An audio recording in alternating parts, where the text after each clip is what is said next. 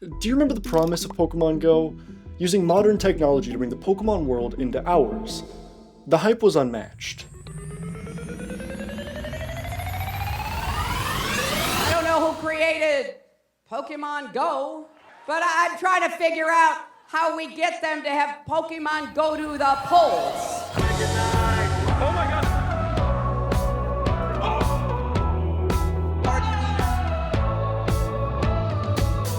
Man, what a time to be alive. Don't get me wrong, 2016 was a terrible year, whether politically or with all the stupid internet trends. But we also got Pokémon GO, a game that's shaped my life in more ways than I'd like to admit. I mean, I've played off and on for the past 10 years, I spent $80 on this thing to catch Pokemon for me, and I'm level 67.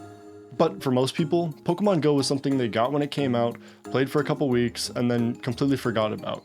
But what happened? You know, I mean, so many people seem convinced that that was the closest we've ever been to world peace. So why did everyone give up on it? Or more fittingly, why did Pokémon GO give up on all of us? And have they learned their lesson 10 years later? Well, to answer that, we actually need to go back 12 years to when Google Maps posted an innocent April Fool's prank.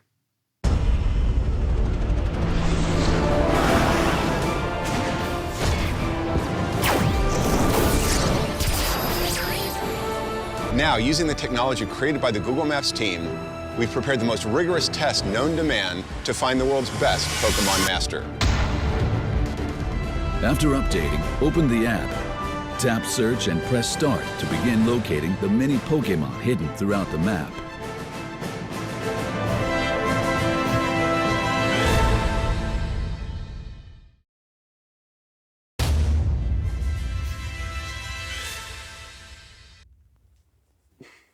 What's the problem?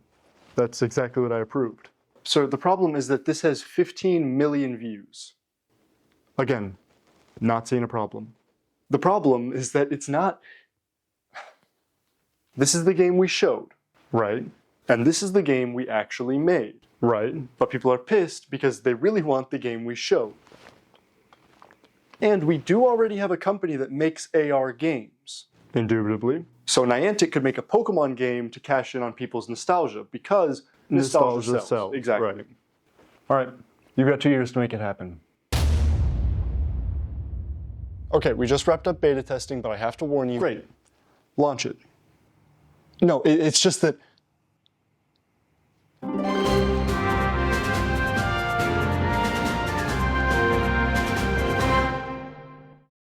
If you played during launch, that screen is all too familiar to you. See, in the first few days of its release, Pokémon GO faced constant server issues and DDoS attacks, but this didn't last too long. Things became pretty stable after the first little bit, and once the game was stable, everyone started playing it. The summer of 2016 quickly became the summer of Pokémon GO. With an estimated 10 million installs on the first day and maintaining that momentum for the entire first week, the game was taking off like a rocket. Like a team rocket. You know, like from Now I could edit together a bunch of news clips talking about Pokémon GO to show you just how worldwide it was, or I could talk about how it feels looking back, but that doesn't really capture it. What I think does capture the magic is this video I found that was posted 4 days after Pokémon GO's release. Pokémon GO for world peace. Hear me out. Now, I just got back from going to the store. I caught at least like 8 Pokemon just going to get some milk. And I talked to 3 people. That's more people than I've ever talked to, ever, just going to the store. It's ridiculous. I don't even remember the names, but we had fun. And maybe this is what the world needs, is Pokemon GO. Maybe the world needs some kind of peace, some kind of community, something that actually will bring people together. Looking back, it is wild how easily communities formed. I mean, if you were walking around the park and saw someone staring at their phone as they walked, you guys officially had something in common. Whether you spoke to each other or not, you had formed a connection. Now, most of the time, you'd never see each other again. Sometimes you would, though. And in rare cases, you'd end up married. And as time went on, more and more people started playing, and you had no choice but to be a part of the community. And it was all because of some silly April Fool's prank. But the very feature shown in that April Fool's prank has been all but forgotten in the game's actual release. To tell us more, resident Pokemon catcher and my arch nemesis, field reporter MC Yikes, is on the scene. Now, as you know, the whole appeal of Pokemon Go was to use augmented reality to bring the Pokemon world into ours, as you can see here, where the Pokemon is clearly standing right over there. But for the past 10 years, most players have seen this feature as cumbersome and inconvenience, opting instead to turn off AR encounters and catch Pokemon on this screen. Some say this defeats the whole purpose of the game. Others say you should follow YikesMC on Instagram. But whatever the case, Niantic wasn't happy. Well, there you have it. Coming up next, we're going on the road to take a look at one of my favorite things from this era, the YouTube scene. The YouTube scene had two main forms of content: gameplay vlogs and gameplay news. Now, the news channels were more important in the first week or so, since no one really knew what they were doing. But over time, gameplay vlogs took the center stage and became a way for viewers to experience what Pokemon Go looked like in the most active parts of the world. This is actually why the Santa Monica Pier became known for its rare spawns and constant player activity.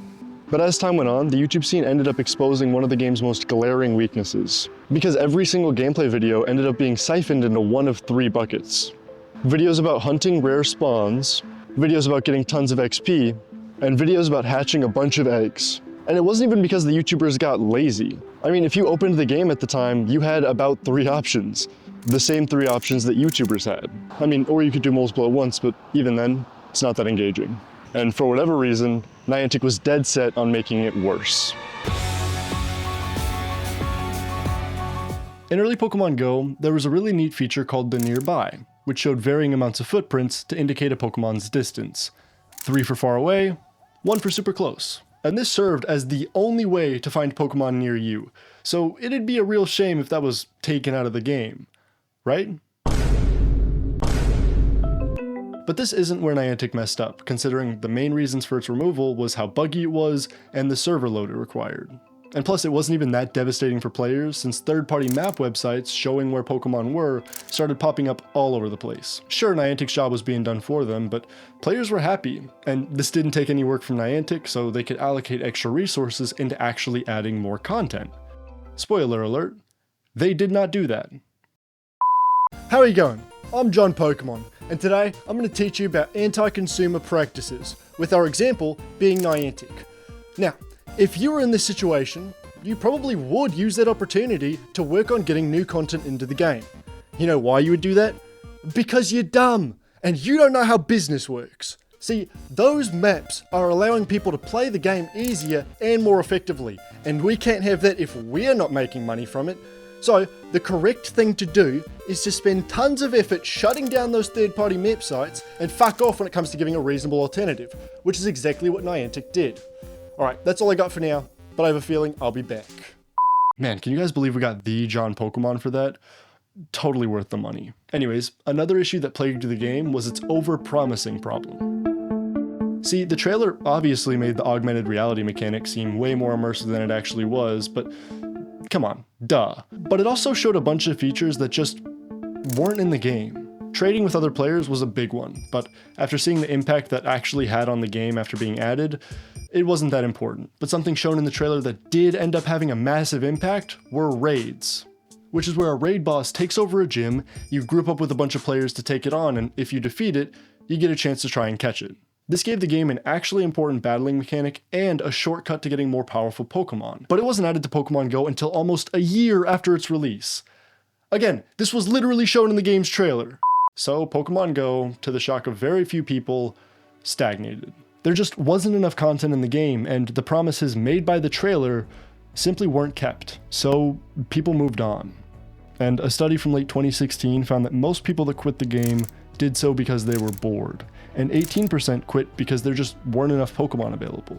The game was simplistic and approachable, which caused it to lack the depth and sustainability required to stay relevant. It's almost like the fast fashion of video games.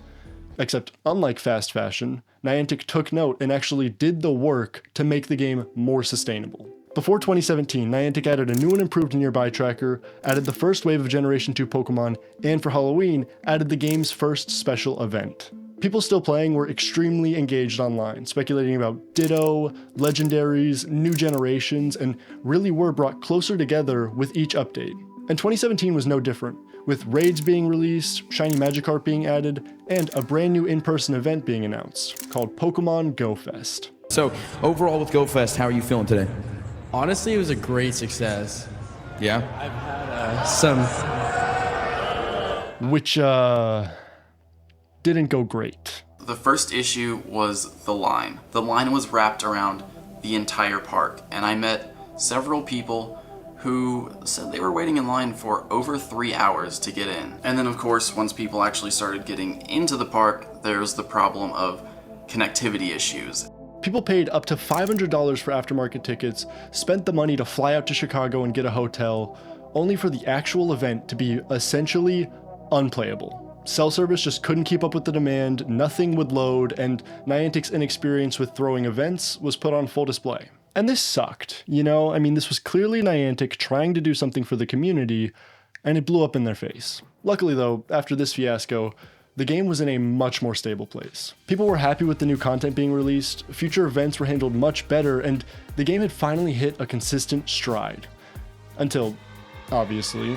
Coronavirus. COVID. The World Health Organization officially declared the crisis a pandemic.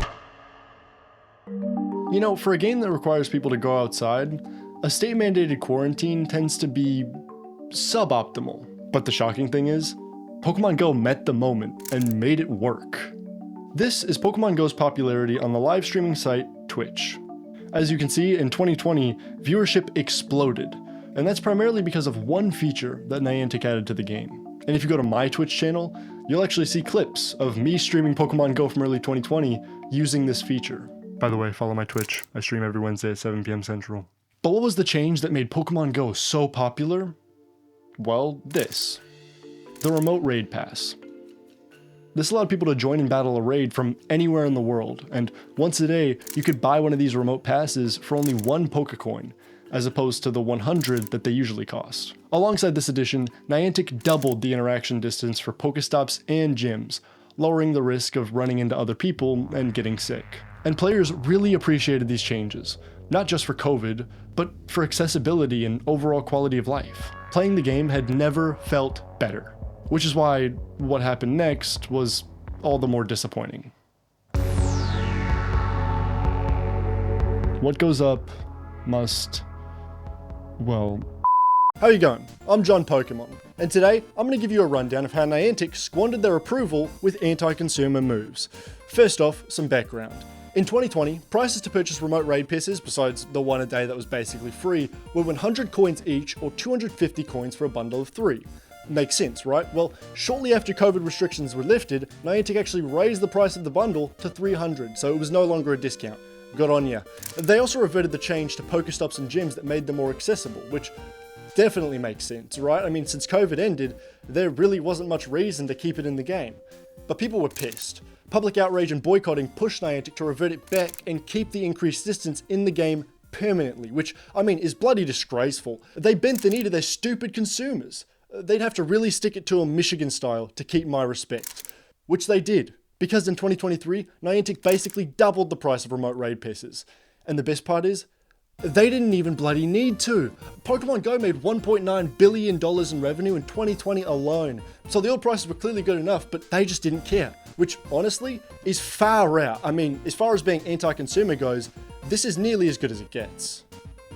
But that wasn't all they did to remote raid passes. They also added a cap of 5 remote raids per day, citing that this would get players back to exploring and being physically active, and that was the goal of the game all along. But realistically, Niantic was obviously more interested in gathering data about you than they were in selling you remote raid passes. No doubt they had priced out that your data was more valuable than the remote raid sales were. But they weren't done there. See, Niantic had an ultimate master plan that this was a part of. Just last year, they sold Pokemon Go to Scopely, a company owned by Savvy Games Group, which is owned by the Saudi Arabian government. Now, a bunch of the outrage around this was because the Saudi Arabian government is going to have our personal information, but like, realistically, is that any worse than the US government having it? And Scopely promised not to make any drastic changes to the game, so it's not like the worst thing. I mean, until we see more aggressively anti-consumer behavior than Niantic had already displayed, it shouldn't be too big of an issue. What is a big issue for me, though, is what Niantic didn't sell to Scopely. See, back in the aughts, John Hanke, founder of Niantic, co-founded a digital Earth mapping company called Keyhole, which was funded by the CIA to help with military efforts. Just keep that in mind. Fast forward back to present day, where, in the sale to Scopely, John Hanke started a new company called Niantic Spatial, which would retain all the geospatial models trained from Niantic's many games. Geospatial models that were not sold to Scopely. Now, I brought up the CIA connection to establish that John Hanke is not against working with the government for military efforts. A fact he proved again in late 2025 when he signed a contract with a defense company to aid drone warfare. Pokémon GO 10 years later reminds us of the happiness, community, and hope we experienced, while also making it clear that behind the scenes, that was never really a priority. Every time you took a cute snapshot with your buddy or opened AR mode to get a more immersive catching experience, you were training something without even knowing it. Something that, truthfully, none of us know the impact of yet. Alright, I'm sorry for being a Debbie Downer, but if you want a more happy, still nostalgic walk down memory lane, check out this video, where I cover YouTube's different eras throughout the years and what I think the future of the platform holds. Oh, and contrary to popular belief, the MC in my name does not actually stand for Minecraft. It apparently stands for Yikes. My cabbages. Which is a great reference, but that's not what it stands for. Comment down below what you think it stands for, and I'll pick my favorite to feature at the end of my next video. Thank you so much for watching, subscribe if you enjoyed, and I'll see you guys next time. Deuces.